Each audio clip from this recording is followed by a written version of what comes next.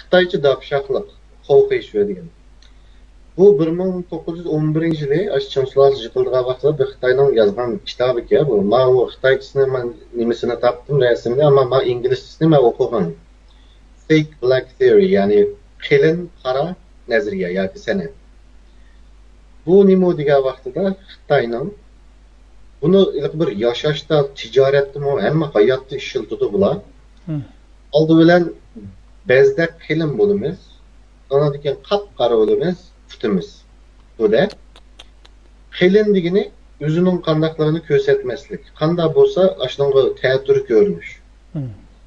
Küçük olsa aciz küçük görünüş. Ta ki ahirki paytgacha. Aniki qara degini hamma narsani o'zgartirib, shu aqlni qara qilib so'zlay bilish.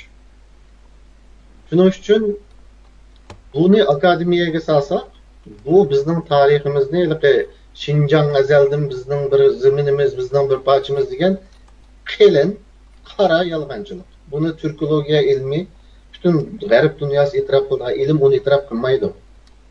Ama bular aslında deydi de, mana shu qilin ham qaraliq. Tarixni burab yozilgan. Bu narsa ba, yani Xovxey şöyle degan Xitoycha dapşaqlik degan narsa men topgan gap emas.